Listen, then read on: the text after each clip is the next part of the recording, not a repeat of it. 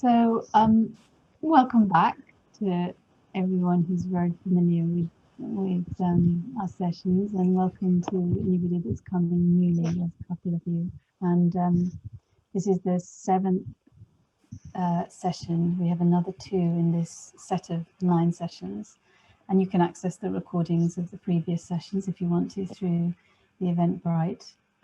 But once again, we want to extend our gratitude to Anandasiri Thero and Sundanda Thero for their time with us, and I'll hand it over to them. Okay. Ajanta, you have to speak louder because I couldn't hear anything. That's fine. හරි සුබ සන්ධ්‍යාවක් සියලු දෙනාටම. Good evening, everyone. ඉතින් මේ ගොඩ දවසක. So after a long time.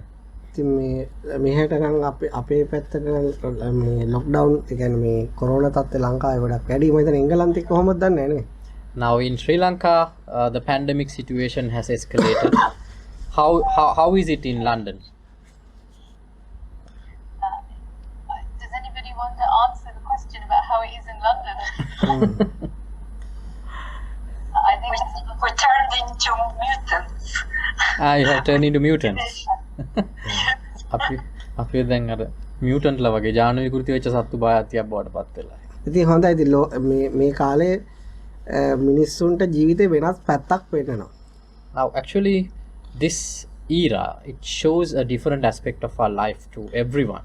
ඒ කියන්නේ සමහර මිනිස්සුන්ට ජීවිතේ වටිනාකම් එකතු වෙනකොට සමහර මිනිස්සුන්ට එකතු කරගත්ත වටිනාකම් වලත් වැඩක් නැතු වෙලා යන තත්ත්වයක් තියෙනවා. For some, they are acquiring certain values to their life, but for some, they have the feeling that whatever they have gathered so far, it has no meaning. ඉතින් ඒක නිසා මේ කොහොම වුණත් ඉතින් මේ අපිට ලෙඩ හැදුනේ නැතත් අපි ජීවත් වෙනකොට අපිට අපේ හිත අපි එක්ක හැම මොහොතකම ඉන්නවා. අපිට යා අතහැරලා ජීවත් වෙන්නත් බෑ. Now whether we are infected with the virus or not, whatever happens to the body, but the mind, the entity of mind is always with us. We cannot exist without it. It is everywhere.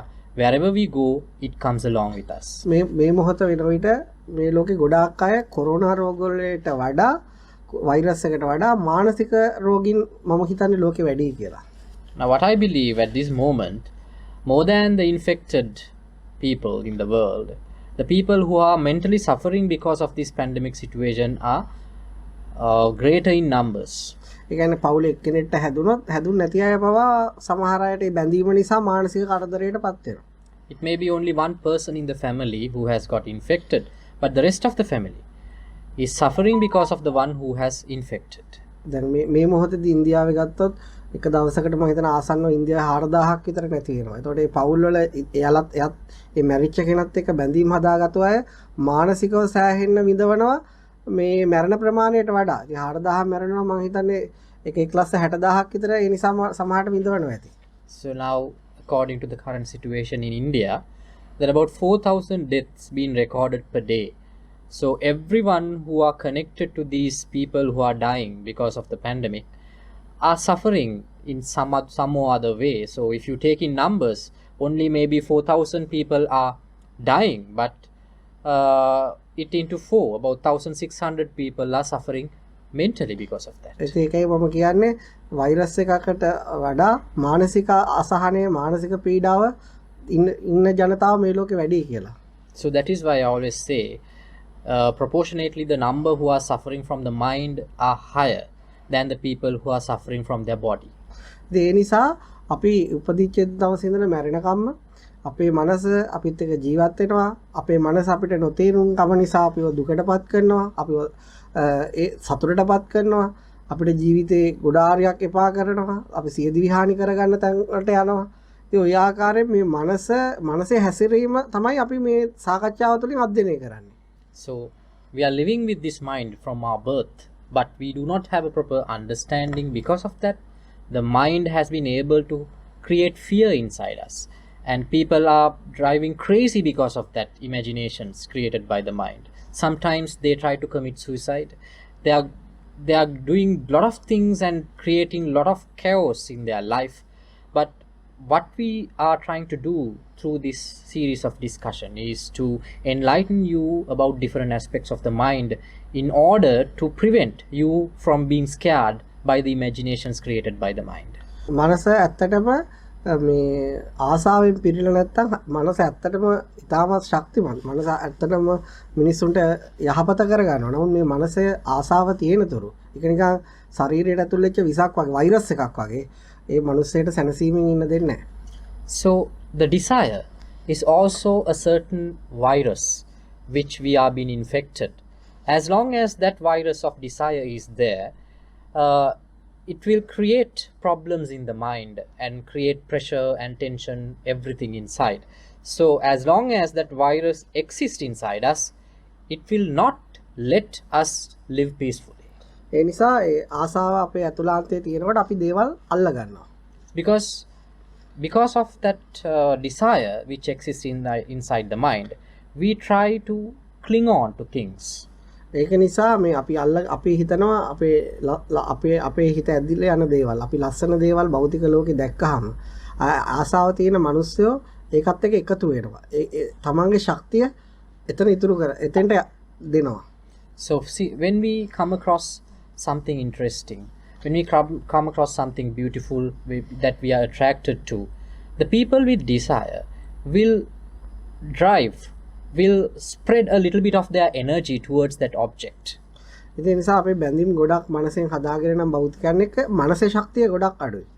So if we have lot of connections as such with attracted things and materialistic or psychological things, then we are been distributing our energy towards different paths. So if a person has lot of desire, that means the energy inside his mind is so weak. Virus එක ඇතුළු වුණාම අපේ ශරීරයට අපේ පෙනහළු අපේ ශරීර කොටස් විකෘති කරනවා විනාශ කරනවා හුස්ම ගන්න පව අමාරු කරනවා. ආසාව හිතේ යම් දෙයකට ඇති වුණාම යම් අරමුණකට ආසාව ඇති වුණාම ඒක ඉෂ්ට කරගන්න බැරි වුණොත් ඒ මනුස්සයාගේ මේ හිත හැම මොහොතකම පුච්චනවා. Now if you have been infected by COVID virus, it can damage certain organs inside the body, especially the lungs and other rest of the organs, and it can make us difficult to breathe. Those are the symptoms of COVID. If we are being infected by the virus of desire, if you have lot of desire inside, the symptom is that you always have a burning sensation within you. Your mind always burns. මට මේ ළඟදී doctor කෙනෙක් කිව්වා මේ මිනිස්සුયો මේ මිනිස්සු යුද්ධ වලටත් වඩා වෙන ආක්‍රමණ වලටත් වඩා ගොඩාක් මිනිස්සුන් විනාශ වෙලා තියෙන මේ ලෝකෙ ඇති වෙච්ච වසංගත තත්ත්ව වලින් කියලා. ඒ වගේම මම යාට කිව්වා ඒක රෝගී දැනුම මත දත්ත මත ඒක හරියදී නමුත් වෛරස් වලට වඩා මිනිස්සු තමන්ගේ ආත්මය නිදහස සතුට ඔක්කොම විනාශ කරගන්නේ මිනිස්සු මනසින් දේවල් අල්ල ගන්න ගියාම කියලා. ඒ නිසා වෛරස් හැදෙන ප්‍රමාණයට වඩා පෘථිවි මිනිස්සුන් දේවල් අල්ල ගන්න ප්‍රමාණය වැඩි හිටවලින්. So recently I had a discussion with a doctor. He said more than the number of casualties from wars, from conflicts between mankind, more casualties have been caused because of pandemics like this we are facing right now. But I told him in return, maybe from the facts, from the data available, what you say is correct. But what I say is that which has created more turmoil in the society, which has destroyed the inner peace of the humanity, is nothing but the desire that we have inside us. මේ මෙතරින් හැම කෙනෙක්ම අත්දැකීමෙන් දන්නවා අපි හැමෝම අපි දේවල් අල්ලගත්තාම අපිට ඒක ලැබුණාම ඇති වෙන සතුටත් ඒ ලැබිච්ච වෙලාවෙ ඉඳලා ඒ සතුට අඩු වෙලා යන හැටිත් අපි දේවල් අපි අල්ලගන්න ගිහිල්ලා අපිට ඒවා බාහිරින් ඉෂ්ට කරගන්න බැරි වුණාම මානසික විඳවීමත් අපි හැම කෙනෙක්ටම මම හිතන්නේ අත්දැකීම් වශයෙන් තියෙනවා. So all of us have this experience. Now when we have a desire, sometimes we achieve our expectation. So when we achieve the expectation, from the very moment we achieve the expectation, the sensation that we gather from that, the happiness, the joy that the enjoyment that we gather from that will start to decrease and because of that we are mentally deprived. And sometimes when we cannot fulfill our expectation, when we cannot fulfill our desire, then we have a sensation of sadness which creates lot of mental pressure and trauma from the very beginning. ඒ නිසා මිනිස්සු හිතනවා අපි අල්ලගන්නේ ඇත්තටම මේ එළියේ තියෙන දේවල් කියලා. හැබැයි අපි අපේ හිතට මේ එළියේ තියෙන කිසිම දෙයක් අල්ලගන්න බෑ. And people believe that the common misunderstanding is that people think that they are attaching to physical things around them. එතකොට අපි හැමතිස්සෙම අල්ලගන්නේ ඒ එළියේ තියෙන දෙයක් අපි ඇස් දෙකට අපේ ඡායාව වැටෙනවා ඒ ඔස්සේ අපි මානසික චිත්‍රයක් හදනවා අන්නේ මානසික අරමුණ අන්නේ චිත්‍රය තමයි අපි බැඳෙන්නේ. But we cannot get attached to a physical material thing like that. What happens there is that we always create an imagination. We create a mental picture about the material thing outside, and we get cling on, we get attached to that imagination inside our mind. අපි එතකොට අපේ මානසික චිත්‍ර වශයෙන් අපි කියමු අපි කාත් එක්ක හරි තරහක් ඇති කරගත්ත අපිට පරිගන්න ඕන අපි එතකොට ඒක චිත්‍රයක් වශයෙන් මේ පුද්ගලයා හදාගෙන ඔහුට වෛර කරනවා. එතකොට අන්න අපේ මනස ඊටමත් විශාල අසහනයකට ආතතියකටපත් වෙනවා. ඒක නිසා ඒ කියන්නේ අපි දේවල් අල්ලගත්තාම ඒ අල්ලගන්න එකෙන් ඊළඟට ඒ පරිගන්න තියෙන චේතනාවලින් පීඩාවටපත් වෙන්නේ එළියේ ඉන්න කෙනාට වඩා අපේ ඇතුළාත අපේ මනස අපේ ශරීරය අපේ සියලු ආධ්‍යාත්මය විනාශ වෙලා යනවා. So now when we are angry with someone, so what we do is we create a picture inside about the person who we are angry with, and we drive our anger towards that mental picture inside our mind. So more than the person who is living outside, who is the enemy of ours, he will never suffer from our anger. Who will be suffering from that is the one who creates the imagination inside, and the one who always try to take the revenge from that imagination all the time. ඊළඟ කාරණාව තමයි මේ අපි කතා කරන මේ අල්ලා ගැනීම. ඒ සම්බන්ධව මේ අපේ පොත්පත්වල අපේ බුදුදහමේ පොත්පත්වල තියෙන ලස්සන කතාවක්. Now there is a nice story in Buddhist scripts about this desire. මේ ඉස්සර මේ රාජ්‍ය පාලනයක් ලෝකේ තියෙන කාලේ දැන් වගේ නෙවෙයි රජවරු ලෝකේ පාලනය කරන කාලෙක එක දුප්පත් පවුලක් ඉඳලා තියෙනවා. Now when in the time that when the monarchy is in power, there has been a family. Actually it's a poor family. එතකොට දෙන්නෙක් මේ ඒ දෙන්න ජීවත් වෙනකොට ගොඩාක් යාගේ කන්න බොන්න ඇඳුම් පැළඳුම් ඒවා හරියට තිබිලා නැහැ. So they didn't have proper clothes, proper food. They were poor. ඒ ප්‍රදේශයේ මේ විශාල උත්සවයක් තියෙනවා එක කාලෙක. Now there was a function, a festive season in that particular city. ඉතින් අර ඒ දෙන්නට ලස්සනට ඇඳගෙන ඒ උත්සවයට යන්න ආසයි. ඒ කාන්තාවට ලස්සන ඇඳුමක් නැහැ. එකම ඇඳුමයි තියෙන්නේ. ඇඳයි යන්න අඳුමක් නැහැ. So this couple, the poor couple, they want to participate in this festival, especially the lady in the house. She really has a desire to participate in this festival, but she didn't have any proper attire to wear. එතකොට ඒ කාන්තාව කියනවා මට අපි ආසයි උත්සවයට යන්න මේ නමුත් මට ඇඳුමක් නැහැ පිරිමියෙක්ට පුළුවන් නම් මේ රාජ්‍ය භාණ්ඩාගාරේ හරි කඩලා ලස්සන ඒ මුදල් කහවණු අරගෙන කාන්තාවන්ට ලස්සන ඇඳුම් අරන් දෙන්න පුළුවන් නේ කියලා. So then she actually pressurized her husband, saying that I need something new to wear to the festival. If you're man enough, you should be able to steal some money from the treasury, from the king, and buy some proper clothes to me from that. ඒ කාන්තාව කියන යාට ඕන රතු පාට ඒ ලස්සන වටින ඇඳුමක්. ඉතින් ඒක සාමාන්‍ය මුදලක් හොයලා ගන්න පුළුවන් එකකුත් නෙවෙයි ඒකට ඇඳයි යන්න. Now she has a picture about a nice dress which is red in color. It's a very expensive one in the market. She doesn't want to wear anything else other than that. ඉතින් එයාගේ සාමි පුරුෂයා එයාට ආදරේ සාමි පුරුෂයා හැමතිස්සෙම දුකටපත් වෙලා ඉන්නේ මේ එයාට ඒ ඇඳුම අරන් දෙන්න බැරි නිසා. So this husband, the poor fellow, he is really in love with this lady. He was always upset because he couldn't afford things that his wife needs, and he couldn't afford this particular dress for his wife. මේ උත්සවයට ඒගලන්ට සහභාගී වෙන්න උනේ නැහැ. කාලය ගත වෙලා ගියා. So she couldn't participate to the festival and the time went on. නමුත් හැමතිස්සෙම හිත වද දුන්නා. ඒ කාන්තාවට එච්චර ලස්සන උත්සවයක් බලන්න යන්න බැරි වීම ගැන පිරිමියාට නිතරම හිතට වද දුන්නා. තමන්ගේ වයිෆ්ට ඇත්තටම ඇඳුමක්වත් අරන් දෙන්න තමන්ට හැකියාවක් නැති වීම පිළිබඳව. So the lady, wife, she was really upset because that she couldn't participate to the festival this year.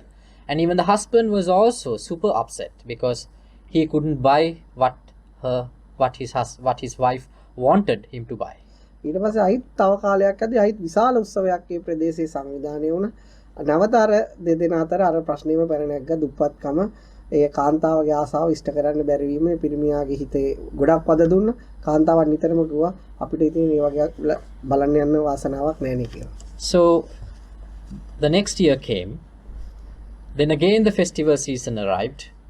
She wanted to go to the festival again and she was worried and she was complaining, "You cannot afford a proper cloth to me, so I cannot participate to the festival this time either." The husband also was worrying in return that he can't buy anything which is expensive. දැන් අද කාලේ ගොඩක් ඇඳුම් තිබුණාට අපිට අවුරුදු 1000කට 2000කට කලින් ඇඳුම් ගොඩක් වටින දෙයක්. Now today maybe these things, the dresses are cheap relatively, but about 1000 or 2000 years ago, the material is not freely available. It's a very expensive thing. Only the rich can wear proper clothes. ඊට පස්සේ මේ පිරිමිය කල්පනා කරනවා ඒ කාන්තාව මැරෙන්න කලින් මේ උත්සවයට හරි අර එකයි යන්න ඕන ඇඳුමක් අරන් දෙන්න ඕන කියලා රාජ්‍ය භාණ්ඩාගාරයට පනිනවා. So the husband finally thought, before my death I should buy something expensive to my wife. So he made up his mind. He took a step to steal money from the king's treasury. ඊට පස්සේ එයා ගිහිල්ලා රාජපුරුෂයාට අහු වෙනවා. And he got caught. ඊටසේ ආගේ නඩු තීන්දුව හම්බ වෙනවා. ඒ රජතුමා තීරණය කරනවා රාජ්‍ය භාණ්ඩාගාරයට පැනීම උත්සාහ කිරීම නිසා ඒක වදමල් මාලයක් දාලා වදකබරේ වයලා උල තියලා මරන්න. So then the decision was made by the court. So king made the decision to give him death penalty because he did a serious crime by trying to steal something from the treasury. So he ordered to put a garland on him in red flowers and to play drums and take him to the place that he is supposed to give the penalty and put him on top of a piercing rod and let his body be pierced by that.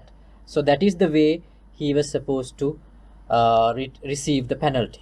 ඉතින් තීරණය කරගත්ත විදියටම ඒ වදමල් මාරේ ගහලා මිනිසුන්ට පේන්න අරගෙන ගිහිල්ලා ඒ තියෙන දොරටුවෙන් එළියට අරන් ඒ රාජපුරුෂයා ඇවිල්ලා හරියටම බඩමැදි උලේ අනිනවා. So the day came. So he was taken to the place, and the government soldiers, they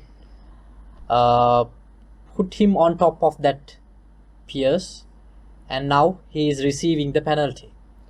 ඊට පස්සේ ඒ උලේ යන්නට පස්සේ උල අනිත් පැත්තෙන් මතුනහම ලේ මූණ පුරාම ලේ යනවා.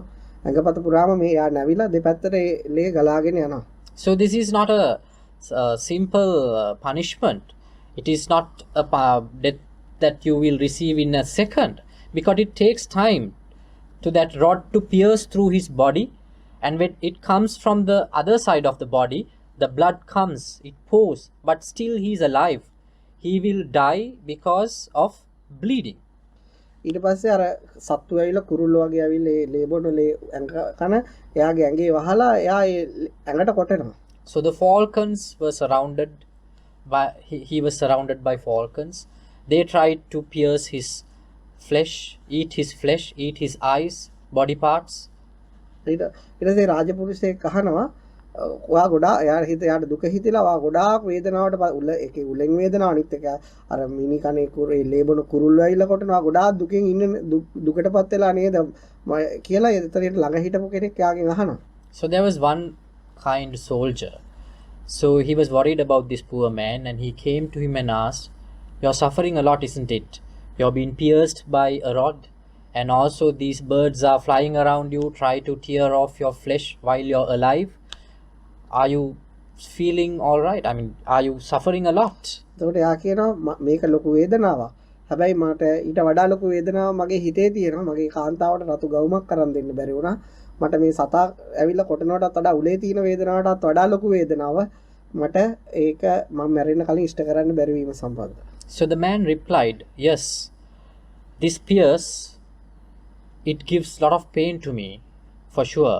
And also these birds are trying to tear off my flesh while I am alive.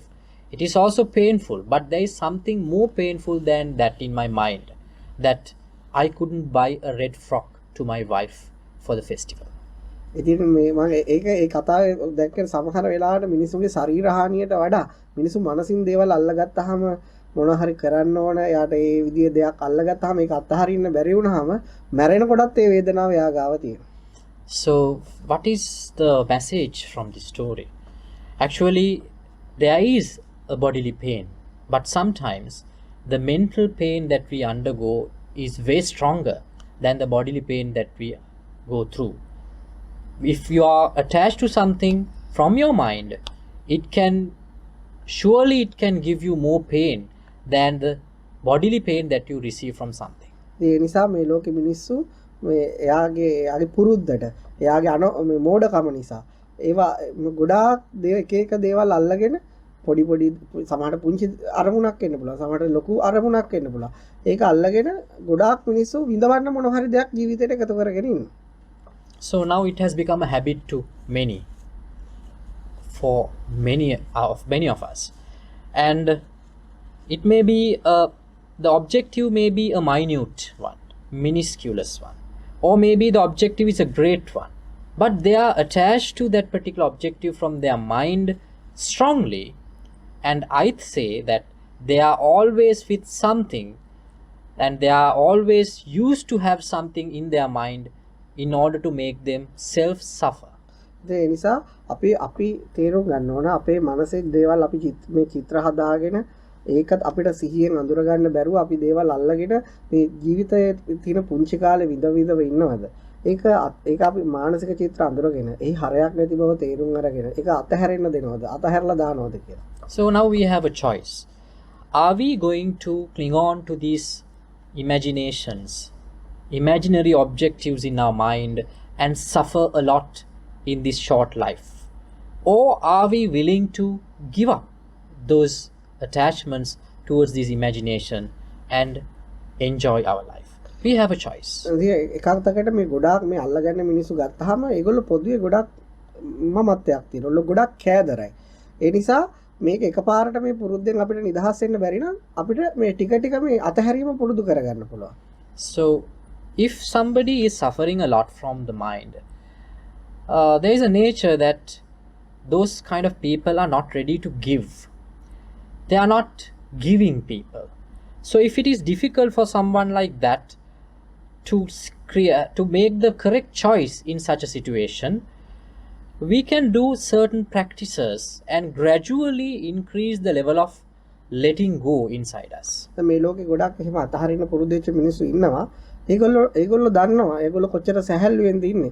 ඒගොල්ලෝ කොච්චර ප්‍රීතිමත්ද. ඒගොල්ලෝ මේ ඒ දේවල් හිත අල්ලගන්න දේවල් ඒ වෙලාව එතෙන්දිම අතහැරලා දානවා. And there are certain people who are used to let go of things. And they know the liberation, they know the freedom that they enjoy from their mind. What they do is that when their mind cling on to something, then and there they let go of it.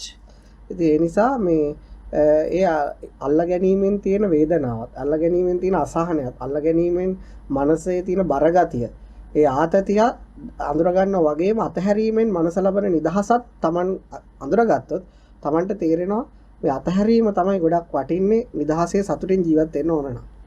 Now if one can understand the suffering which accrues inside us by attaching ourselves to things, and also if one can understand the freedom that they can enjoy by letting go, it is easy for somebody to make the correct choice that what is important is letting go rather than attaching yourself. සමහර මිනිස්සු බැඳෙන්න දෙයක් නැත්නම් දුක් විඳින සතෙක්ට හරි බැඳිලා දුක් විඳිනවා. Now, if someone does not have anything materialistic to cling on to, they might sometimes take an option of having a pet at least to get themselves attached to. ඉතින් මම කියන්නේ මේ සත්තු හදන්න එපා සත්තුන්ට උදව් කරන්න එපා කියලා නෙවෙයි. සත්තුන්ට අපි උදව් කරන්න ඕන සත්තු හදන්න ඕන ඒක කිසි ප්‍රශ්නයක් නැහැ. හැබැයි ඔබ මනසින් ඔහුට බැඳිලා ඉන්නවා නම් ඔබ අනිවාර්යෙන් විඳවනවා. Now, don't misunderstand me. I'm not telling you it is bad to have a pet and it is not good to help an animal. That's okay. Taking care of an animal, it's a good thing. But I suggest you that you should not attach to it mentally. ඉතින් ඒ නිසා එකක් මතක තියන්න අපි යමකට බැඳුනොත් ඒක අපිට අනිවාර්යයෙන්ම ඒ අපි ලබන සතුටට වඩා විශාල දුකක් දෙනවමයි. And you have to remember one thing. For sure, if we are attached to something psychologically, it will definitely give a pain to us more than the pleasure that we enjoy right now. එතකොට ඔබ කියාවි මට විතරයි මේ කරදරය තියෙන්නේ. නෑ බැඳිච්ච හැම කෙනෙක්ටම කොයි වෙලාවක හරි මනස කරදරයට පත් කරනවා. So at one point you might complain that I am the only one under the sun who is suffering all the time like this. No, it is not.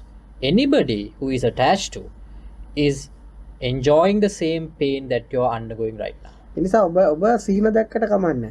ඔබ සිතුවිලි හැදුවර කමන්නේ. හැබැයි ඒවට ඕනට වඩා කෑදරකම් කරන්න යන්න එපා. ඒව ඕනට වඩා අල්ල ගන්න එපා. එතකොට ඔබගේ ජීවිතේ නිදහස, ජීවිතේ සතුට ඉක්මනට නැති වෙනවා. It's okay to dream. It's okay to have expectations. But do not have too much attachments towards those dreams and expectations. Because if you do so, it will create a lot of troubles in your future. ඔබට අරමුණු තිබුණට කමක් නැහැ. ඒ අරමුණු වලට හිර වෙන්න දෙන්න එපා හිතට. It's okay to have objectives inside our mind. But do not let your mind to get constrained into those objectives. චලෝ ඔබේ අරමුණු ඉෂ්ට වුණත් නැති වුණත් ඔබේ මනස අසහනයටපත් වෙන්නේ නැහැ. If you do so, even though if you are successful in achieving your objectives or not, your mind will never be pressurized. සාමාන්‍ය පුංචි ළමයෙක්ට තද අරමුණු නැහැ. තදින් අරමුණු අල්ලගෙන නැහැ. ඒ ආයේ ඒ වෙලාවට ඒක ඉෂ්ට කරගන්න බලනවා. බැරි වුණොත් ඊළඟ මොහොතේ ඒ සතුටින් ඉන්නවා. Now look at a child. They don't have such strong ambitions, strong expectations. If they can fulfill whatever they want at the moment, they will be happy. Even though if they can't achieve, they will cry a little bit and then after they will smile. මම ඔබට ලස්සන දෙයක් කියනවා. ඔබ මේ අතහරින එකෙන් නිදහස සතුට මනසට ඇති වෙන සාමය ඔබට දකින්න ඕන නම් ඔබ ගොඩාක් ආසම දේ අතහැරලා දාන්න. Now if you want to see the pleasure that you can have by letting go, you can do this exercise. Let go of the most valuable thing in your life. මට මේ ළඟදී මේ කාන්තාවක් මැසේජ් එකක් එවුවා. එයාගේ සාමියා වෙන බිරිඳලත් එක්ක ගොඩක් සම්බන්ධකම් තියාගන්නවා. ගෙදර නිතරම රණ්ඩු, දරුවන්ටත් මහත්ය ගහනවා, මටත් ගහනවා, කරදර කරනවා. ඔබ වහන්සේට පුළුවන් ද මට පිට වෙන්න කියලා. Now recently I received a text from a lady. Now she was complaining and she was on and on saying that her husband is having another affair. And because of that, there is always problems inside the house. And the husband is he's scolding at this poor lady. Sometimes he's putting physical force, and also the children are suffering because of that. And she's crying over and over again, sleepless nights, many nights. So she said, she was asking me, can you help me to overcome this? එයාට උත්තර දෙකක් තිබුණා. එකක් divorce වෙන්න ඕනේ. එක පැත්ත එකක් තිබුණා. එකක් මහත්ය හදා ගන්න පුළුවන්ද කියලා. Now she had two options. She said either I can get a divorce, or also she is keen on rectifying this error of her husband. ඉතින් මට උත්තරයකට ඉඩ තිබුණා. එයාට උත්තර දෙකක් තිබුණා. So actually she did not want any answer from me. She already had the answers. ඉතින් නමුත් මම අහුවා ඉතින් ඔයාට උත්තර දෙකක් තියෙනවා. මට ඊට වඩා වෙනස් අදහසක් තියෙනවා. ඔයාට කරලා බලන්න පුළුවන්ද කියලා. So then I told her, now you already have two answers, but I have a third option. If you want, you can try that either. ඉතින් මම අහුවා මහත්තයාට කොහොමද ඔයා මේ සම්බන්ධතාව තියෙනවා කියලා ඔයාට අහුණාද? So then I questioned her, now do you have firm evidence that your husband has another affair. නෑ එතකොට එයා හැසිරෙන විදියෙන් එයා ෆෝන් එක අරගෙන කාමරේ වහගෙන ඉන්න විදියෙන් සමහර වෙලාවට බාත්රූම් එකට ගිහිල්ලා ටක් ගාලා එළියට එනකොට ගොඩක් ඈතට ගිහිල්ලා හිමින් හිමින් කුටු ගාන විදියෙන් තමයි එයා ගෙස් කරන්නේ කාන්තාවයත් එක්ක සම්බන්ධතාව තියාගෙන ඉන්නවා කියලා. Now she said, no, I don't have any firm evidence, but the way he behaved recently and the way he tried to lock the doors when he make phone calls, and the time he spent inside the bathroom and try to answer the phone far away from herself. So those are the things, little things that she has to suspect that her husband is in another affair. ඉතින් මම දැන් එයාට අතට අහුව ලන්න නමුත් ඇය තියෙන ඒ හැසිරීම් වලින් ඇය තීරණය කළා තියෙන හැම සම්බන්ධතාවය එයාට ඇති කියලා. So this has not got caught red-handed, but still she has her grounds to believe that there is something. ඉතින් ඊට පස්සේ මේ මම ඉතින් අයගෙනුත් ඇහුවා ඉතින් ඔයාට වෙන පිරිමියෙකුට හිත යන්නේ නැද්ද? So then I asked her, don't you get attracted to other men? එතකොට ඇය කිව්වා එහෙම යන්නේ නැහැ හැබැයි සමහර වෙලාවට ගිහිල්ලා තියෙනවා කියලා. So she said it doesn't happen generally, but there had been certain instances where I have been interested on other men. ඉතින් මේ යාට දරුවෝ දෙන්නෙක් ඉන්න සාමාන්‍ය අවුරුදු 15ක 16ක වගේ. ඉතින් මම කිව්ව යෝජනා කරේ ඔබ දැන් මෙච්චර කල් කරේ හැමතිස්සෙම මහත්යත් එක්ක රණ්ඩු වෙන්න යන එකනේ. එයාගේ සැක කරන එකනේ. ඉතින් යාට ඔයාට පුළුවන් නම් එයාට උදව් කරන්නේ සම්බන්ධතාව ගොඩනගා ගන්න. එතකොට ඔයාට එයාව අතහැරලා දාන්න. මම කියන ඩිවෝස් වෙනකොට වඩා දරුවොත් එක්ක එක ගෙදර ඉන්න ගම මනසින් එයාව අතහැරලා දාන්න. So then I told her, now you can do like this. Other than getting a divorce, you can live with him and let go of him mentally. If he wants to get into another affair, just let him do that.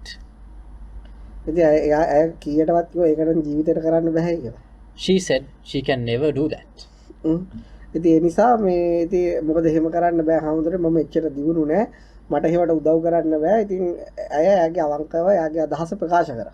Now she was frank enough to say that I am not mentally strong enough to take an action like that. I cannot help him in getting into an extramarital affair.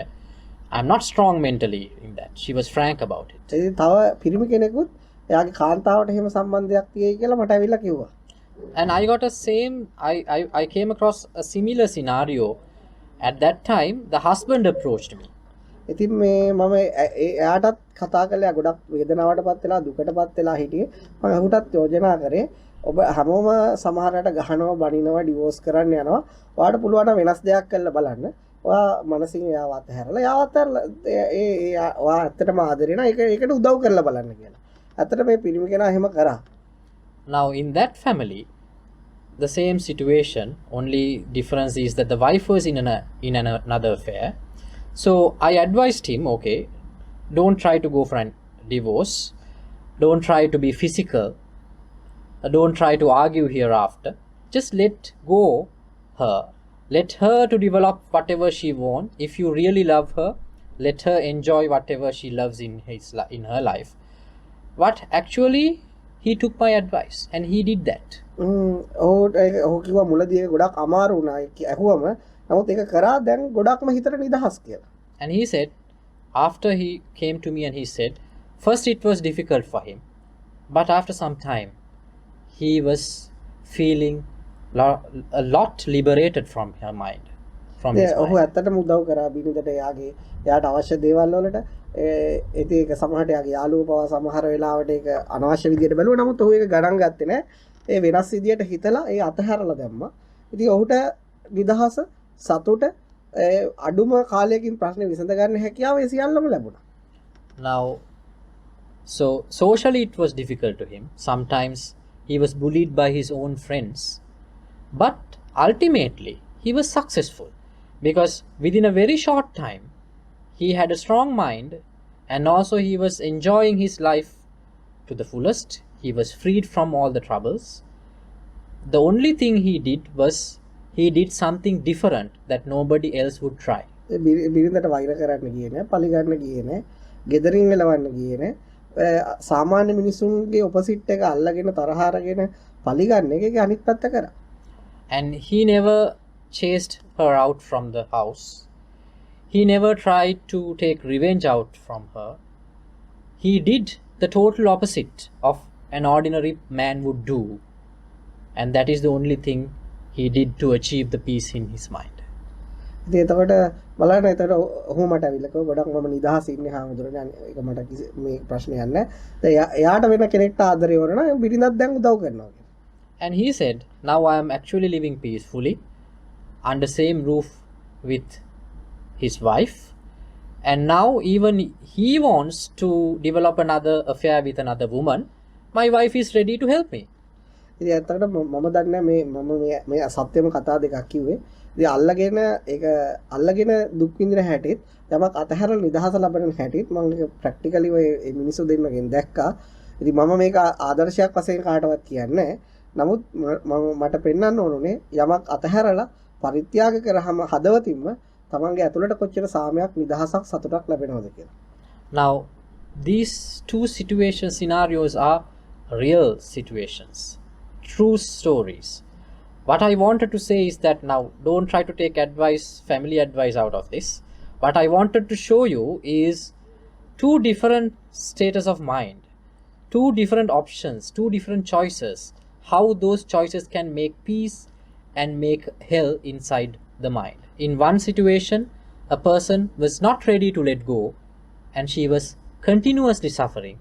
In the other situation, the decision was difficult, but he opted to let go and he enjoyed the peace. ඉතින් ඔබ ආසම ඔබ ගොඩාක් ආසම කෑම කා වෙන කෙනෙක්ට දීලා බලන්න. කිසි දෙයක් බලාපොරොත්තු නැතුව. ඔබ ගොඩාක් ලස්සනම අඳින්න ඇඳුම තව කෙනෙක්ට කිසිම දෙයක් නැතුව දීලා බලන්න. ඔබ ගොඩාක් සතුටින්ම ලෝකේ ඔබේ හිත ආසම කරන හොයන්න ආසම කරන දේ පරිත්‍යාග කරලා දාන්න. මනස අද්විතීය නිදහසකට අද්විතීය සාමකාමී බවකට මනසපත් වෙනවා. So, as I said earlier, the most valuable dress, the one you love most, offer it to someone else without expecting in return. The most delicious food that you want to have, offer it to somebody else without expecting anything in return. The most important thing in your life, try to let go of it and see the peace which will develop inside you from that sacrifice. එනිසා තදබල පුරුද්දක් වෙච්ච මානසික අල්ලා ගැනීම දුරු කරන්න නම් ඔබ ආසම කරන දේවල් පරිත්‍යාග කරන්න පුරුදු කරන්න. එතකොට ඔබේ මනස නිදහස් වෙනවා. Now, creating attachment from the mind is a very strong habit that we have been doing for many years. So it will not be it is not easy to get rid of that habit. But if you want to do that, the way is letting go the most valuable thing in your life and get used to it. එහෙනම් ඔයගොල්ලෝ ප්‍රශ්න අහන්න පුළුවන් දේශනාව ඉවරයි. So the sermon is over. Now it is time for your questions. Good afternoon. I don't know why I'm coming on screen. Okay. I have a question, which is, I wonder if it's related to attachment, but it's creating some suffering, so maybe you can help. The last about 7 years, I've started with learning about Ayurveda and practicing different, Buddhist meditation methods and listening and sort of developing a new mindset, which meant that I have disconnected myself from an old mindset, which was my family's and my old friends, pretty much. And today, with this new mindset, I find it more difficult to find a community in the Western world, at least where I am now, except for patients, for example. So my question, it's creating a lot of sadness in me because I find myself more isolated. And I have a need for connection, I feel. So I was wondering how, if this is precious to me, then should I let go? How should I let go? Or what's your advice on this to reduce the suffering? Right. Thank you. මට තියෙන ගැටලුව දැන් මම මුලින් ගත කරපු ජීවිතය සහ ඊට පස්සේ මම පහුගිය අවුරුදු 7 කාලය තුල ආයුර්වේද පැත්තට බහැලා ආයුර්වේද ඉගෙන ගන්න උත්සාහ කරා. ඒ වගේම බෞද්ධ භාවනා ක්‍රම හැදෑරුවා. ඒ විදිහට මගේ ලයිෆ් ස්ටයිල් එක වෙනස් කළා. ඒ වෙනස් කරාට පස්සේ මේ බටහිර සංස්කෘතිය තුල මම හිතන පතන විදිහට ගැලපෙන පිරිස හරිම අඩුයි. ඒ නිසා මම ආශ්‍රය කරන මේ රෝගීන් මම ට්‍රීට් කරන රෝගීන් හැරුණුකොට මට එහෙම ලොකු පිරිසක් නැහැ ආශ්‍රය කරන්න. මගේ පවුලේ හිටපු අයත් මගෙන් ඈත් වුණා. ඉතින් මට දැනෙනවා මම නිකන් තනි වෙලා වගේ. එතකොට මං කොහොමද මේකෙන් ගැලවෙන්නේ? දැන් මම හරිම කැමතියි. කියන්නේ මම ඔබ කියන විදිහට මම ගොඩාක්ම කැමති මේ මම ගත කරන මේ දැන් ගත කරන මේ ප්‍රතිපදාවට. දැන් මම ඒක අතහැරලා දාන්න ඕනේද නැත්නම් කොහොමද මම ඒක කියන්නේ? ඉතින් මෙහෙමයි. දැන් ඔබට මේ මොහොතට අපි ඔබ අසුරු කරනවා. Now at this moment both of us are associating. ඉතින් ඒ ඇති. That's enough.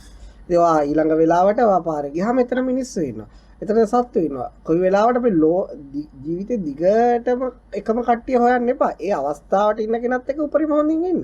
Now when you're done with this Zoom discussion, when you go to the road, you will see people by the roadside, or maybe dogs or other animals. Associate with them. That's enough.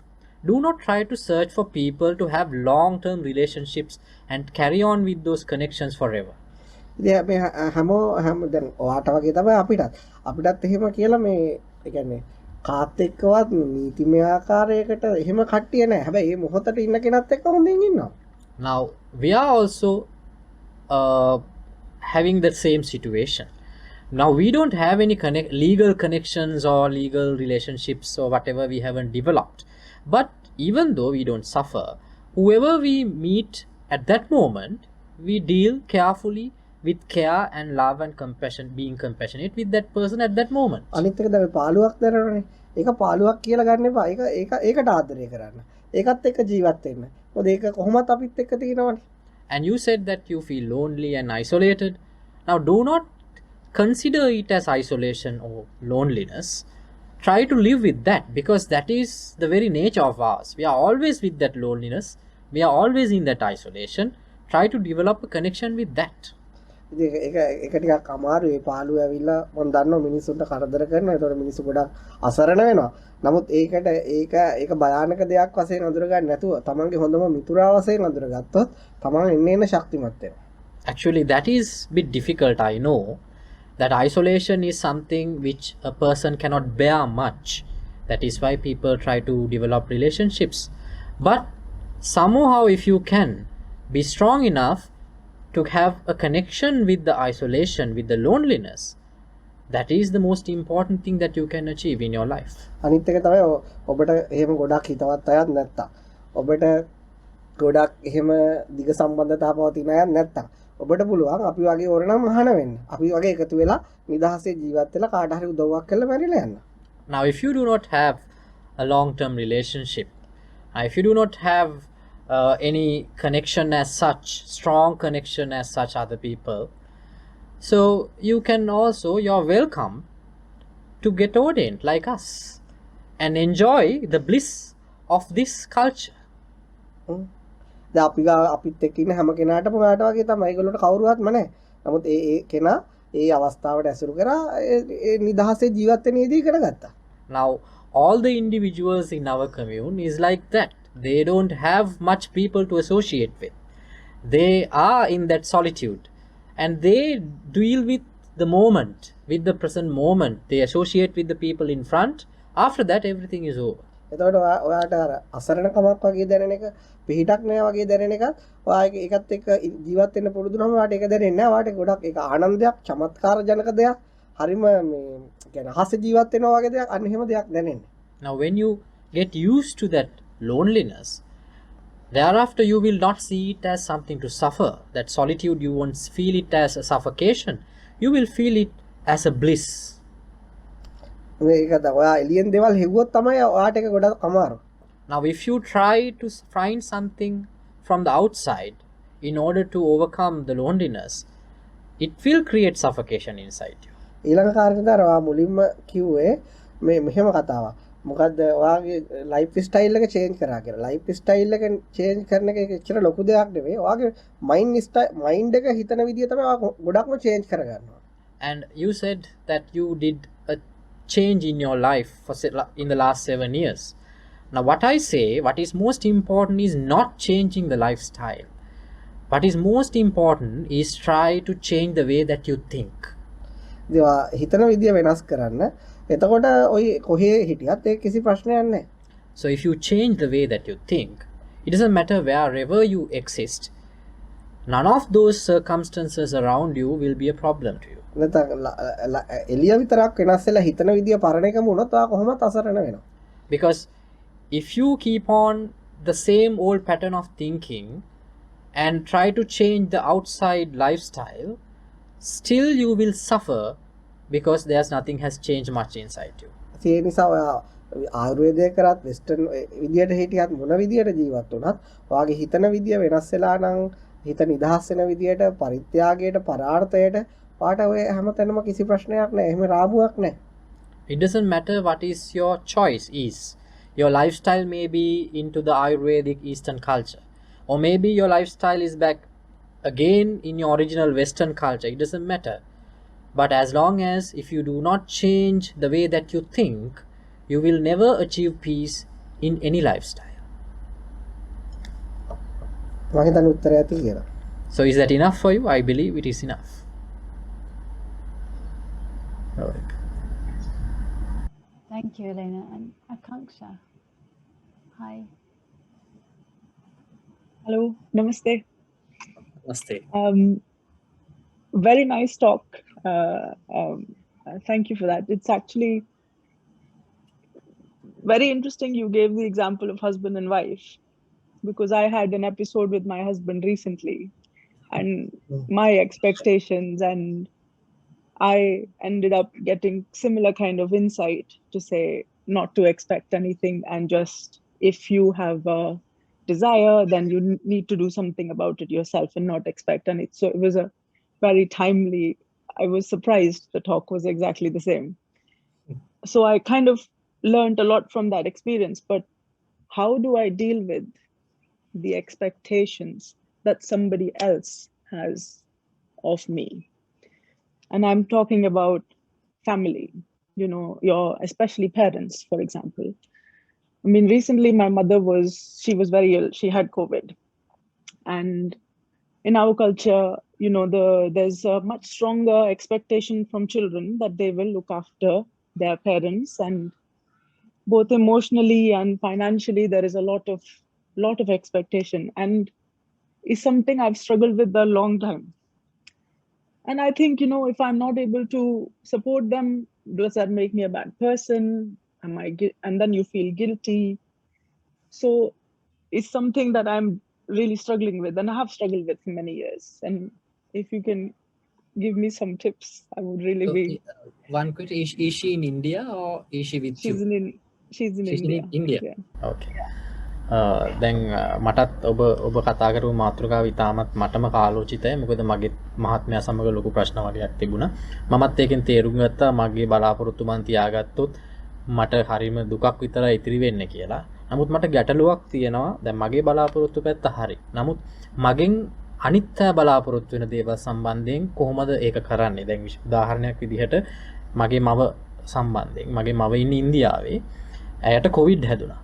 එතකොට ඇයට අමාරු වුණා. එතකොට මේ දැන් අපේ culture එකේ තියෙනවා දරුවෙක් වුණාම තමන්ගේ අම්මව හොඳට බලා ගන්න ඕනේ. දැන් මම මෙහෙ ඉන්නේ. මට අපේ අම්මව එහෙම සලකන්න විදිහක් නැහැ. මානසිකවම ලොකු පීඩාවක් ලබනවා ඒක කරගන්න බැරි වෙච්ච දේ. ඇය බලාපොරොත්තු වෙනවා මං ඇයට වෙනුවෙන් ඉඳී කියලා. නමුත් මට ඒක ඉන්න විදිහක් නැහැ. ඒ වගේ අවස්ථාවක අපිට දෙන්න පුළුවන් උපදෙස් මොකක්ද? ඔය ලබන අත්දැකීම ලංකාව, ඉන්දියාව, එතකොට මම හිතන්නේ නේපාල්, පාකිස්තාන්, මේ ලංකාවෙන් මේ ප්‍රදේශ වලින් පිටරට ගිය හැම ළමයෙක්ටම තියෙන අත්දැකීමක්.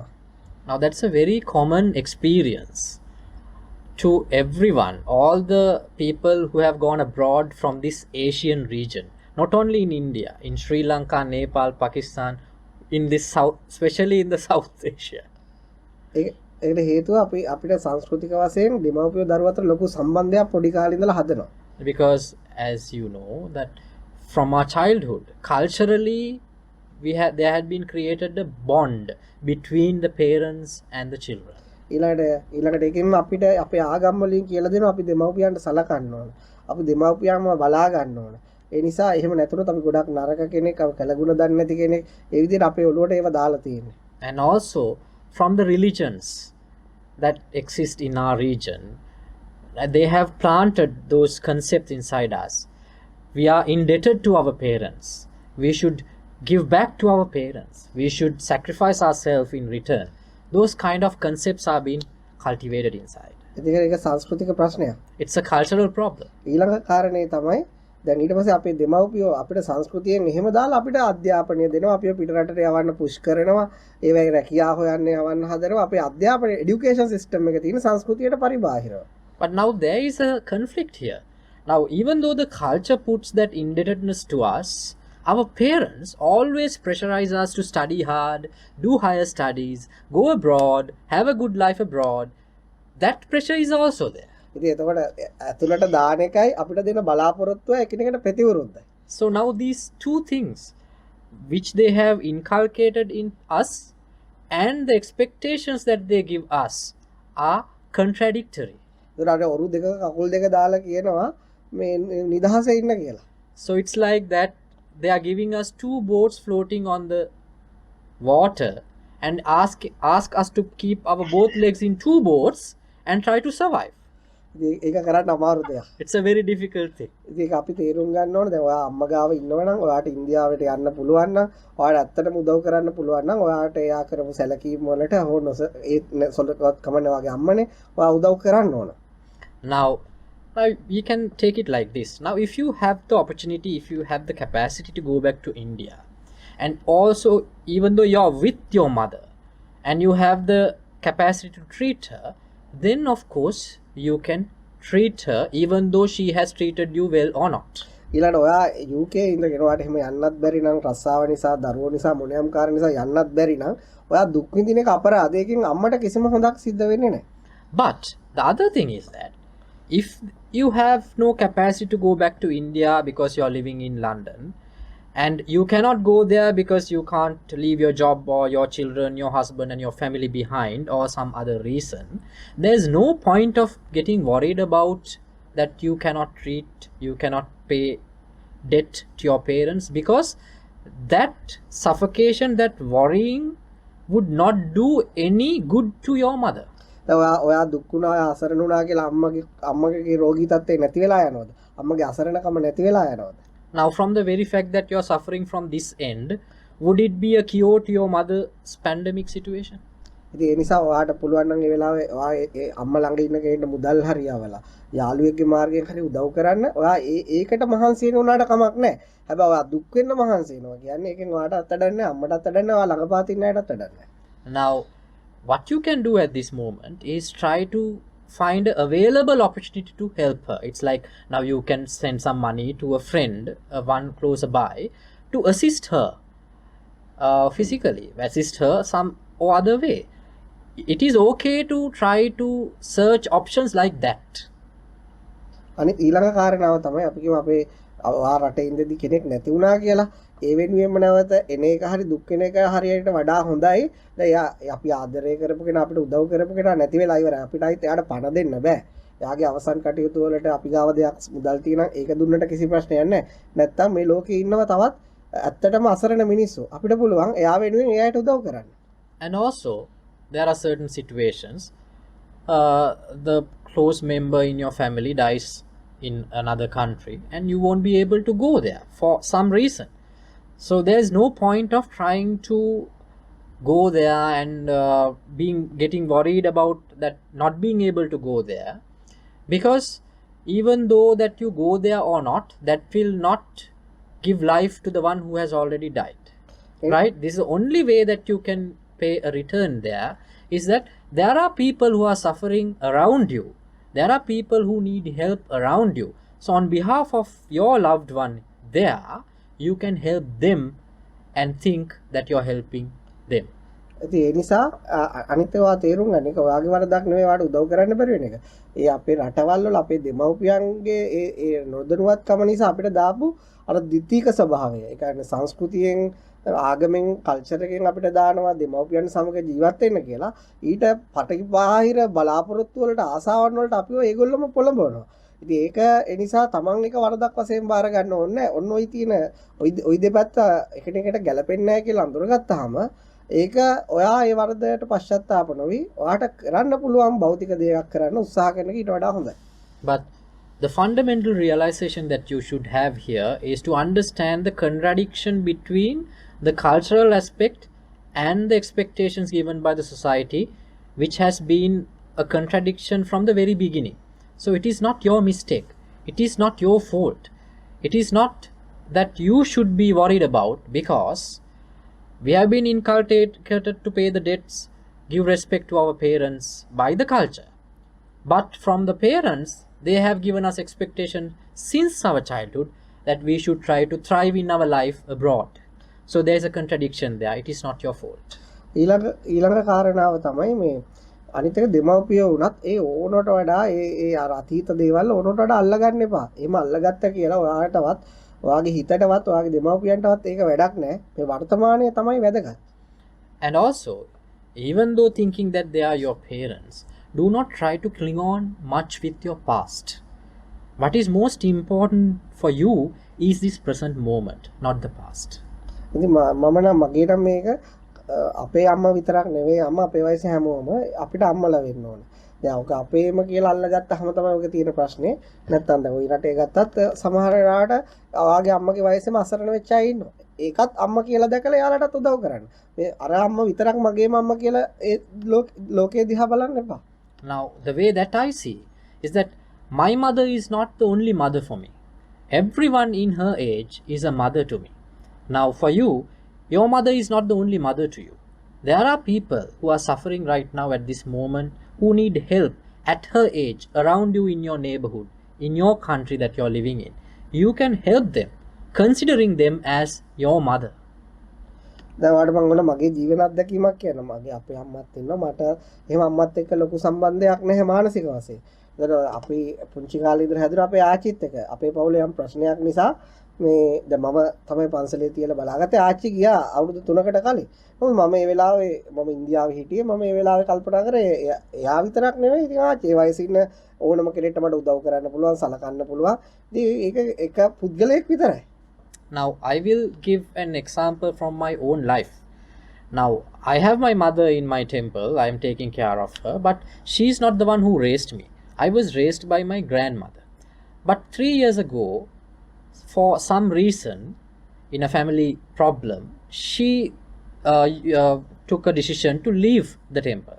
So she left. At that time, I was in India. There was no way that I can stop her. But what I thought at that moment is that she is not the only grandmother to me. There are a lot of people that I can help in her age. So there is no problem. I should not get attached to her much. That is the way I used to think. එනිසා හිතන විදියට වඩා එහයින් බලන්න තමන්ගේ කියලා දැඩිව ගන්න එපා.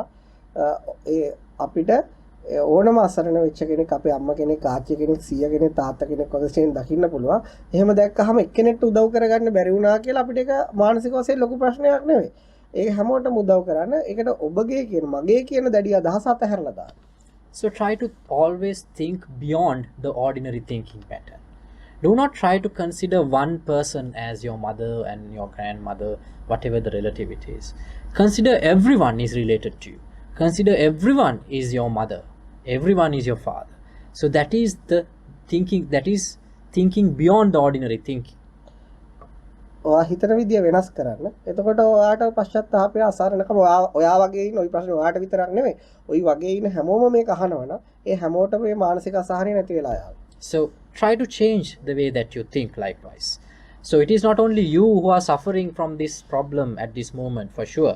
So this answer, and also by that changing the way that they think, will be the solution to overcome the mental suffering that they are in right now.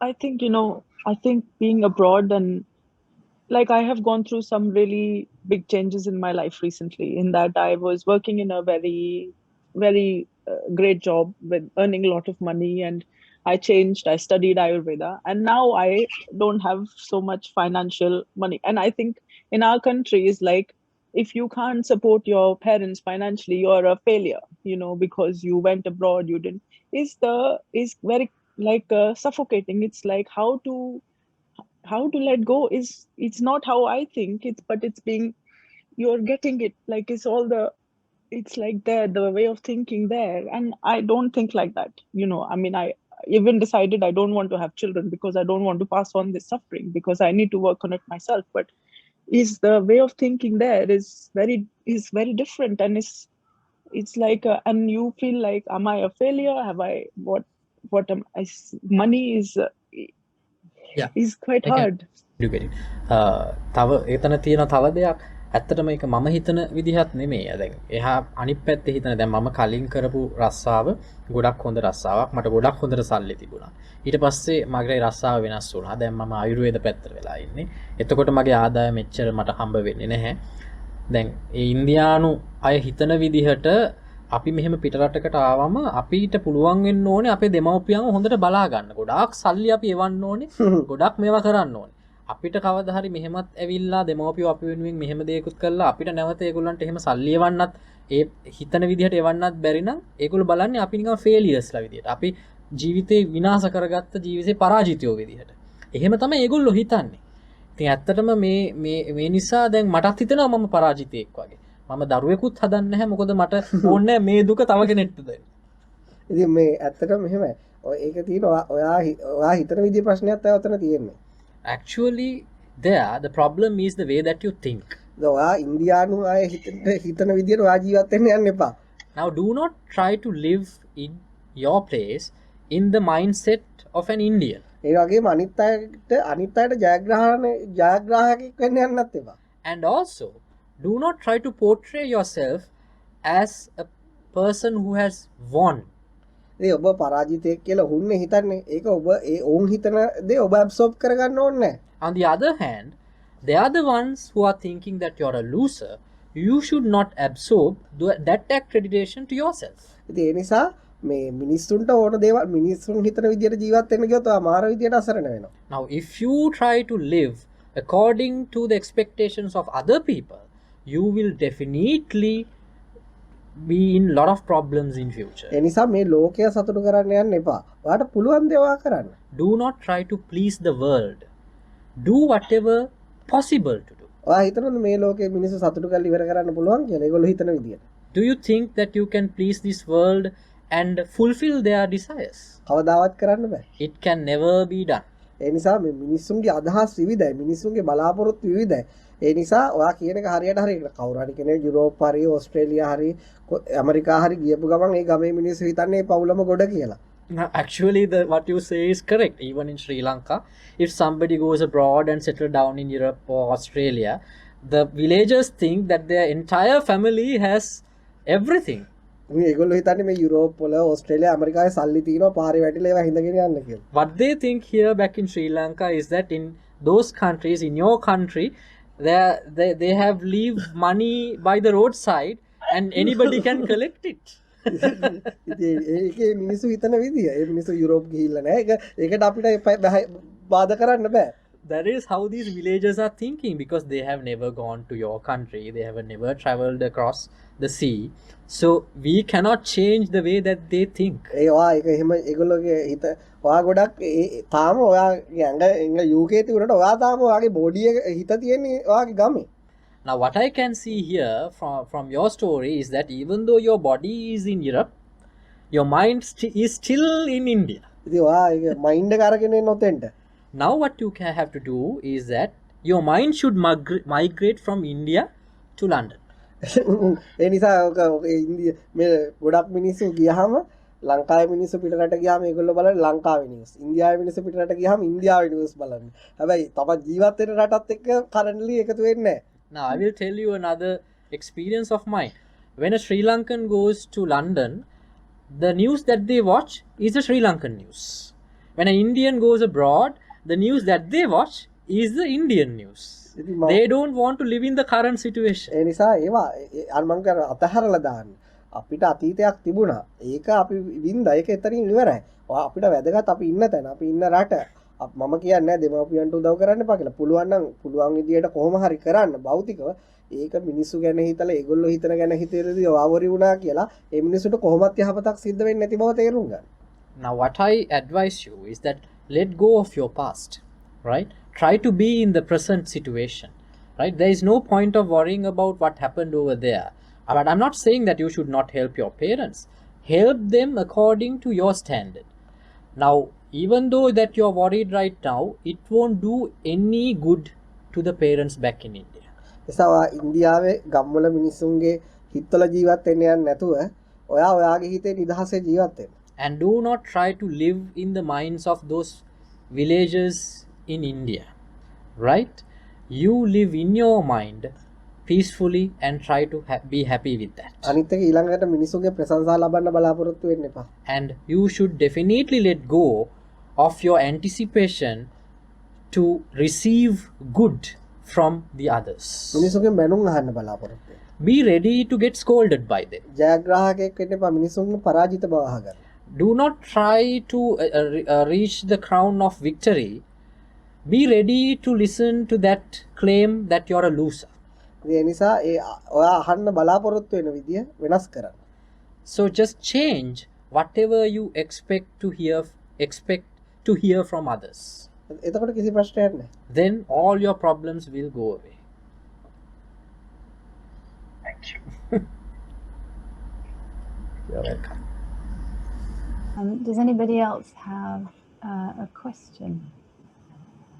Alison. Thank you. So your talks today were very relevant to my life as well. Thank you. Only I'm the one who was feeling the desires towards another person. So I'm married with children, and in the last few years, there's been a lot of changes in my life, and I met a friend from a very long time ago, and we struck up a lovely relationship again, and it was very supportive to me. I was in a tough time, and over the course of that, I started to develop some feelings that surprised me, and I didn't want them, but they were there all the same. And so I was very open about them with my husband and actually with this person as well, and definitely walked away from the desires, which was not an easy journey, but I did. However, I now live with obviously my husband, who still wonders if those desires came to some sort of fruition, which they didn't, but I'm living with his suffering. And, we have pockets that are really, really nice where he's found some way to be okay. And then it sort of heats up again and it erupts into something really kind of ugly, And I suppose I'm wondering, in that whole journey, it was very liberating for me to walk away from the desires, but I've maintained the friendship because it felt very petty to not do that. And my husband's expectations would be that I would walk away from the friendship too, and draw a line under that, And I suppose I came to the conclusion that it was more loving for me to offer that love, it felt like a deeper love to me, to love without expectations. And I was offering the same to my husband. And I sort of wasn't suggesting an open marriage, but I was saying that I understand that, I don't want to be life limiting for him. But rather than that being received well, it was received very badly. And I suppose, yes, I often wonder if I made the right or wrong decision to be open about that, which I obviously can't change. But yeah, here I am. And it's a little blurry as to if I've been fair to him or what's right or wrong. And I'm hoping maybe you could offer me a little insight, please. Right. පහුගිය අවුරුදු 3ක් එක්ක මගේ ජීවිතේ මම කසාද මැදලා මට දරුවෝ තින්නවා. ප්‍රශ්න කීපයක් නිසා මටත් මම තව කෙනෙක්ට ගොඩක් සමීප වුණා. ඇත්තට මේක මට තිබුණ ප්‍රශ්නත් එක ගොඩක් ඒක ලොකු උදව්වක් වුණා. නමුත් මම පස්සේ තේරුම් ගත්තා ඒ මං ඒ ආසාවල් පස්සේ ගියොත් ලොකු ප්‍රශ්න ඇති වෙනවා කියලා. මගේ ඊට පස්සේ මගේ ස්වාමි පුරුෂයාත් ඒක කොහොම හරි තේරුම් අරගෙන අපි දැන් කොහොම හරි සාමකාමීව දැන් ජීවත් වෙනවා. නමුත් හිටපු ගමන් මගේ ස්වාමි පුරුෂයාගේ අර ඒ තිබුණ හිස්තැන් වලින් එක පාට කඩාගෙන ඇවිල්ලා ප්‍රශ්න ඇති වෙනවා. ඊළඟට මම දැන් කොහොමත් ඒ අර පරණ සම්බන්ධතාවයත් එක්ක මිත්‍රත්වයක් විතරයි ගොඩනගාගෙන තියෙන්නේ. එතනින් එහාට දෙයක් නැහැ. නමුත් මගේ ස්වාමි පුරුෂයා මට බල කරනවා මේ මිත්‍රත්වයක් නවත්තන්නේ කියලා. ඊට පස්සේ මගේ කොහොම හරි මම ගොඩක් විවෘත වුණා මගේ ස්වාමි පුරුෂයාට. මම ප්‍රකාශ කරා මේ මම කැමති නැහැ එක්කෙනෙක්ට විතරක් හිර වෙලා ඉන්න. මම කැමති කියන්නේ මෙහෙම නිදහසේ ඉන්න කාටවත් එක්කෙනෙක්ට විතරක් වෙන නමුත් ඒකත් ඔහු ඒක හොඳින් සතුටින් බාරගත්තේ නැහැ. ඒක තවත් ප්‍රශ්න ටිකක් ඇති කරා. එතකොට මම කල්පනා කරනවා දැන් මම හිතන විදිහ වෙනස්. එතකොට නමුත් ඒක මම විවෘත වුණාම ඒක අනිත් කෙනා බාරගන්න මගේ සහකරුව බාරගන්නේ තවත් වෙනස් විදිහකට. ඔබට මොකක් හරි මේකට උපදෙසක් දෙන්න පුළුවන්. පුළුවන්. Okay, I will give an advice to that. පුළුවන් තරම් විවෘත වෙන්න එතකොට තනියෙන් ජීවත් වෙන්න පුළුවන්. Be more open about your feelings, about yourself to others. Then you can definitely start a solitude life so soon. My husband jokes about this with me all the time. Okay. Okay, මහත්යත් ඒක ගොඩක් තියෙනවා. ඉතින් ඒ නිසා මේ අපි මේ මෙහෙමයි. අපි මම කියන්නේ කාත් එක්කවත් දීර්ඝකාලීනව ජීවත් වෙන්න බලාපොරොත්තු තියාගන්න එපා. Now what I say is that do not have expectations to live, to have a long-term relationship with anybody. ඔයාගේ මහත්තයෙක් වුණත් ඒ ජීවත් වෙන වෙලාවට එයාට අනුරූපව එයත් එක්ක අදහස් උමාරු කරලා ඒ මොහොතට ජීවත් වෙන්න. එතනින් ඒ chapter එක ඉවරයි. Now even with your husband, when you associate with him, just deal with the moment and share your things and feelings, emotions with each other, and let it have to that particular moment. After that it's over. ප්‍රශ්න සදාකාලිකව විසඳන්න යන්න එපා. Do not try to overcome problems forever. ඒ මොහොතට ප්‍රශ්න විසඳගෙන ජීවත් වෙන්න. It's enough to find a solution for the moment. මොකද මේ මොහොතයි වැදගත්. Because what is more important is the moment. දැන් මම ඔයාලට මගේ ජීවිතයේ අත්දැකීමක් කියන්න මම ජීවිතේ කවදාවත් ප්‍රශ්න විසඳලා ඉවර කරන්න හදන්නේ නැහැ. Now I will tell you a life experience of mine. I never try to end problems in my life forever. ඒ මොහොතට දැල්ලෙන පහන නිවාදානක විතරයි කරන්නේ. What I do is to blow up the flame at that moment. දැන් හෙටත් දැල්ලෙන පහන අනිද්ද දැල්ලෙන පහන ලබන අවුරුද්ද දැල්ලෙන පහන් ගැන මම හිතලා දුක් වෙන්නේ නැහැ. I am never worried about the flame which is going to come back again tomorrow, day after tomorrow, next year, in 10 years. I am not worried. එහෙම වුණොත් කවදාවත් නිවල ඉවර කරන්න බෑ. Because if you try to do that, you will never be able to find a solution. You will never be able to blow out the flames in your life. ඒ මොහොතේ පහත් වෙන පහන නිවා ගන්නත් බෑ. මොකද ඒව දැල්ලෙන්න තියෙන පහන් ගැන හිතලා වෙහෙසටපත් වෙනවා. And also, if you think like that, you won't be able to blow up the frame in front of you in the moment because you're already exhausted by thinking about the future. එනිසා මේ අපේ ගලාගෙන එන ජීවිතේ කොච්චර ප්‍රශ්න තිබුණත් කමක් නැහැ. Now, this life is like a stream. It flows continuously. There is no problem of having more problems in your life forever. මේ මොහොතේ තියෙන ප්‍රශ්න විඳගෙන මේ මොහොතේ ඉන්න කෙනත් එක්ක සතුටින් ඉන්න. Just try to rectify the errors, try to find the solutions for the problems that you have in this moment and try to live peacefully with the person in front of you. ඔය හැම ප්‍රශ්නයකටම මුල දීර්ඝකාලීන ජීවිතයක් බලාපොරොත්තු වෙන්නේ. So the main reason, the fundamental reason for your problem in your life is your anticipation to have a long life. ඒ නිසා එහෙම ජීවිත කාටවත් නැහැ. ඒව කඩාගෙන වැටෙනවා. එතකොට අපි මේ මොහොත ජීවත් වුණාම සමහර විට ඒක එකතු කරලා බැලුවාම ඒක දිග ජීවිතයක් වෙන්න පුළුවන්. මොකද අපි ජීවත් වෙලා තියෙන්නේ මේ මොහොතේ විතරයි. Nobody has a life as such. Maybe when you live in the present moment and when you collect all those moments together, you can have a picture of a very long life. But whatever said and done, all of us have been in the moment, nothing more before or after. ඔයාගේ ජීවිතේ මේ අතට flat අතට තිරස් අතට බලන්න එපා. Do not look at your life horizontally. මේ උඩ කෙලින් අතට බලන්න සිරස් අතට. Look at it vertically. එතකොට මේ මෙහෙම ඉරි ගොඩක් තමයි මෙහෙම තනි රේඛාවක් වෙලා තියෙන්නේ. Then you will see it is a collection of vertical lines that you see as a horizontal continuous line. අපි හැම මොහොතකම එක පොයින්ට් එක විතරයි ඉන්නේ. ඒ මොහොතේ විතරයි. We always live in one particular moment, in this moment. අරව එකතු කරලා බලන්න අපේ හිතේ තියෙන ආසාව, අපේ හිතේ තියෙන කෑදරකම එතකොට අපි අසරණ වෙනවා අසහනයටපත් වෙනවා. But for who sees that continuous line, that is the desire in our mind. That is the craving inside our mind. That desire, that craving shows a continuous line and makes us suffer. Thank you very much. Thank you, Alison. And then I think maybe the last question is from Elisa. Shall I ask? Yes. Yes. My question is how to deal with controlling people, especially when you cannot avoid the situation. It seems you have to be very vigilant, but it becomes tiring to be always very vigilant. Now, who am I going to trying to control? It's I would say there is people who in close circle I mean, family or the employees? yes, family Family. who try to run things certain way, and it feels like you always have to be attentive that you are included or that you are part of that.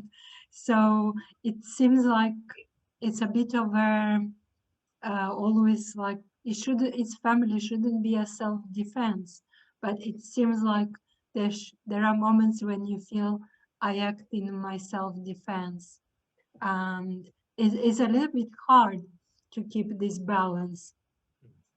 What is the best way? Let them win sometimes and pretend you are being just silly, or do something else. Okay. I got the question.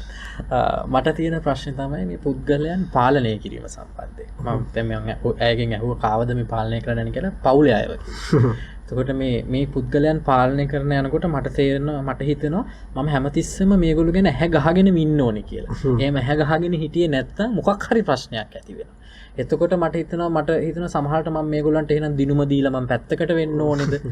එහෙම නැත්තම් මට හරිම ඒක හරි වෙහෙසයි එහෙම පාලනය කරන්න ගිහිල්ලා. කොහොමද ඒක මම මැනේජ් කරගන්නේ? මම කියන්නේ මේ ඉතින් ඔතනක් තියෙන ඔයාලට වෙහෙසටපත් වෙනවා. දැන් ඔයා පාලනය කරා අතීතේ. ඔයා දැන් මේ මොහොතේ ඉන්නවා. ඔයාට අනාගතේ කොහොමද කරගන්න තියෙන ප්‍රශ්නයක් නෙවෙයි තියෙන්නේ. Now in this instance is now you have been controlling them in the past and you have this moment. Now your problem is about how are you going to control them in the future, isn't it? The other way around. අනිත් පැත්තට බලුවම එහෙම තමයි. ඒක තමයි ඇත්ත කතාව. That is the real story. ඒ නිසා මෙහෙම දැන් පාලනය කරපු ටික කළා ඉවරයි. Now you have already controlled them so far, that is over. ඉතින් අර පෙර උත්තරේමයි ඔයාලා මේ දිග ලයිෆ් එකක් ගැන හිතන්න හිතේ මවා ගන්න එපා. ඒක හිතේ මැවීමක් විතරක් බව තේරුම් අරගෙන වර්තමානයේ ප්‍රශ්න විසඳ ගන්න. So the same answer which I gave to Alison. Do not picture a long future. There is nothing as such. What you have is the present moment. Deal with the present moment and control that. ඊට පස්සේ ඒක එතනින් අතහැරලා දාන්න. And just let it go afterwards. ඉතින් ඔයා ඒ වෙලාවේ බර ඇදපු විදිය ඊළඟ මොහොතට මතක් කර කර ඉන්න එපා. Now the way that you took forward your weight in the past, do not take it into consideration in dealing in the next moment. එතන ඔයා හැමතිස්සෙම ඒ මොහොතේ ජීවත් වුණා, ඒ මොහොතේ වැඩ කරා ඒක එතනින් ඉවර වුණා. Because if you do like that, you're always living in this moment and you are enjoying this moment, and then that moment is also gone. එතකොට මේ මොහොත කොච්චර ලස්සන වුණත් කොච්චර කැත වුණත් ඒක එතනින් ඉවරයි. Then if you do like that, it doesn't matter how beautiful this moment is, or either it doesn't matter how ugly this moment is, in the next moment it is over. ඉතින් ඒ නිසා උතර ඔයාලා වෙහෙසටපත් වෙලා තියෙන්නේ මේ පාලනය කරන්න ගිහිල්ලා නෙවෙයි පාලනය කරගන්න ගැන අනෝබෝධයෙන් ඔනොටට හිතන්න ගිහිල්ලා. Now actually the reason for your exhaustion, the tiredness inside, is not the fact that you are trying to control it. The reason for that is because of the misunderstandings that you have about the mind, you're thinking wrongly about it. ඒ නිසා හැම පියවර ලක්ෂයක් තියෙන ගමනක් වුණත් එක වෙලාවට තියන්නේ එක පියවරක් ගැන විතරයි. ඒතර ඔබ තියෙන මේ පියවරයි ඔබට වැදගත්. අර පියවර ලක්ෂයේ 50000ක් ආවා තා 50000ක් යන්න තියෙනවා කියලා හිතන්න ගියොත් ඊළඟ අඩියවත් තියාගන්න බෑ. Now your journey may have 100,000 steps, but what is actually important, really important, is the step that you are putting right now. It doesn't matter that you have done already 50,000 steps. It doesn't matter that you have to go beyond another 50,000 steps. What is most important is the step that you are taking right now. එනිසා අතීතය අතහැරලා දාන්න. වර්තමානයේ තාම ඇවිල්ලා නැහැ. මේ මොහොතේ තියෙන විදිහට ජීවත් වෙන්න. So let go of your past, and the future has not yet come. Just live this moment to the fullest as you have right now. ඒක කියන්න තරම් ලේසි නෑ ජීවත් වෙන්න එහෙම. But it is not easy to live like that, as I say.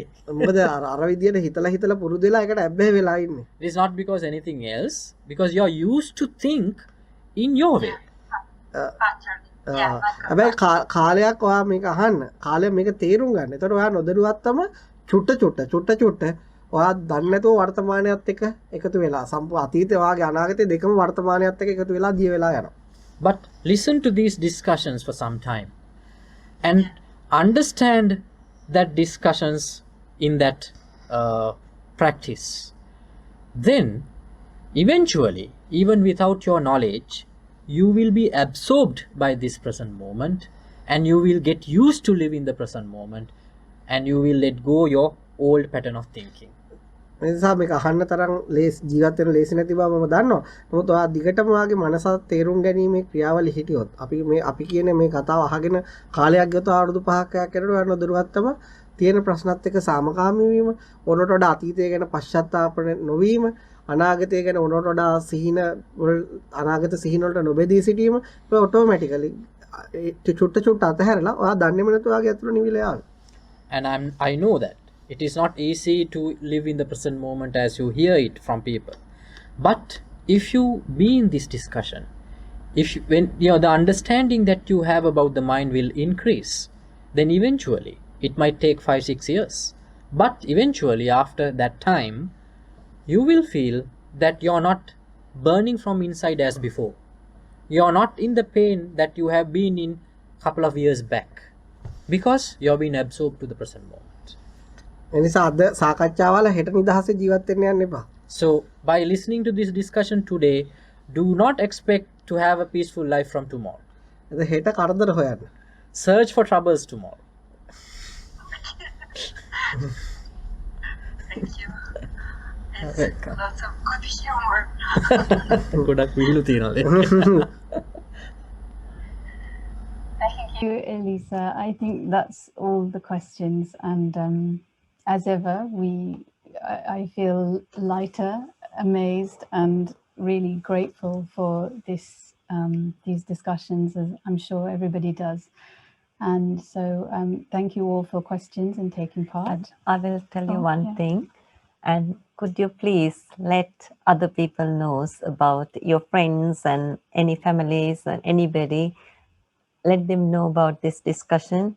They can have so much sanity for their sanity and peace for their lives. And please let this voice go along with you to the world, okay? And please let them, you invite them to come to this forum. Please do that. අවසාන වශයෙන් ඔයගොල්ලෝ හැමදිනාටම අපි ආශිර්වාද කරනවා. ඔයාලා මේ සාකච්ඡාව ඇත්තටම ඊට තේරෙන ඔයාලගේ මනස ගැන අවබෝධ කරගන්න මේ අපි කරන මේ සාකච්ඡාව තව දහසක් දෙන අහවි.